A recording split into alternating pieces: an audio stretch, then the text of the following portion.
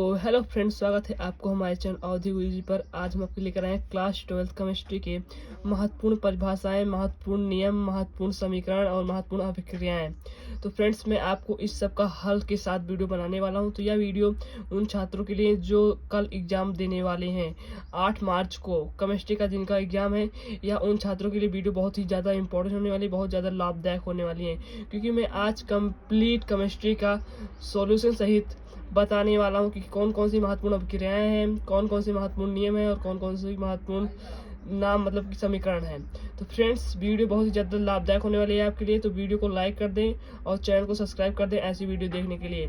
तो चलिए देखते हैं कौन कौन सी हैं। तो अब फ्रेंड्स, आपको याद करने का बहुत ज़्यादा मौका नहीं है कि हम लोग पूरी केमिस्ट्री याद कर लेंगे। तो आप केवल महत्वपूर्ण चीज़ देखनी है।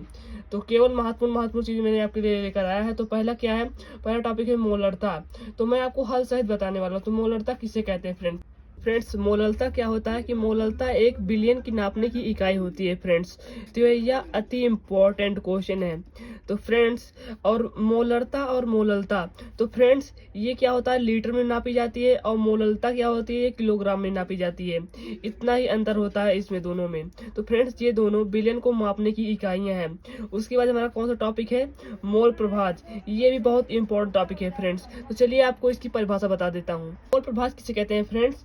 तो किसी बिलियन में उपस्थित विलेय या विलायक के मोलों की संख्या तथा समस्त मोलों की संख्या के अनुपात को इस विलेय या विलायक का मोल प्रभाव या मोल अंश कहते हैं। तो फ्रेंड्स, इसे क्या कहते हैं? मोल प्रभाव या मोल अंश। तो चलिए बढ़ते हैं आगे। क्या है? तो चौथा टॉपिक हमारा क्या है? क्वथनांक में उन्नयन फ्रेंड्स। तो क्वथनांक में उन्नयन की परिभाषा आपको दिखाते हैं फ्रेंड्स। ये है क्वथनांक में उन्नयन।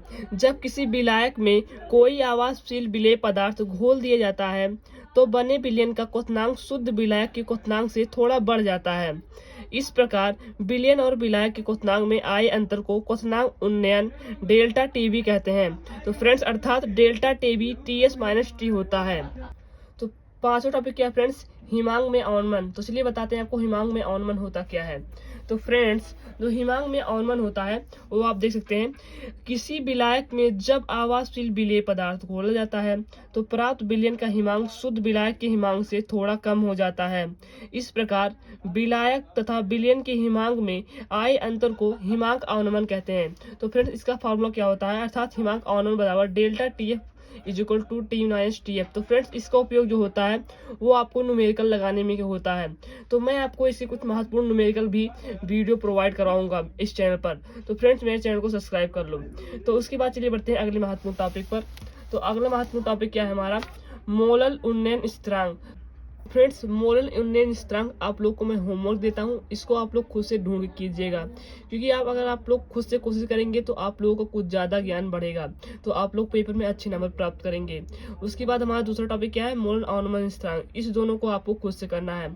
उसके बाद हम इम्पोर्टेंट टॉपिक क्या है? आठवां इम्पोर्टेंट टॉपिक है परासरण दाब। तो इसको मैं आपको बताता हूँ फ्रेंड्स। परासरण दाब क्या होता है? यदि नियत ताप पर विलायक को अर्धपारगम झिल्ली द्वारा विलयन से पृथक रखा जाए तो परासरण को रोकने के लिए न्यूनतम जितना वायु बल विलयन पर डालना होता है उसे क्या कहते हैं? विलयन का परासरण दाब कहते हैं। तो फ्रेंड, इसको आप इस सब हेडिंग को जो मैं आपको बता रहा हूँ इसको आप लोग स्क्रीनशॉट ले लीजिएगा, जिससे आप लोग इसको याद कर सकें। और या तो स्क्रीनशॉट नहीं ले तो वीडियो को रोक कर पॉज कर आप लोग इसको याद कर लीजिएगा। तो चलिए बढ़ते हैं अगले इंपॉर्टेंट टॉपिक पर। उसके बाद हमारा अगला इंपॉर्टेंट टॉपिक क्या है फ्रेंड्स? मानक इलेक्ट्रोड विभव। तो ये भी बहुत ज्यादा पूछा जाता है। तो इसकी परिभाषा आप लोग याद कर लीजिए। उसके बाद क्या है? ईंधन सेल। तो ईंधन सेल भी बहुत ज्यादा इंपॉर्टेंट है फ्रेंड्स। इसकी भी परिभाषा बहुत ज्यादा पूछी जाती है। उसके बाद हमारा है क्या? अभिक्रिया का वेग। और उसके बाद क्या है?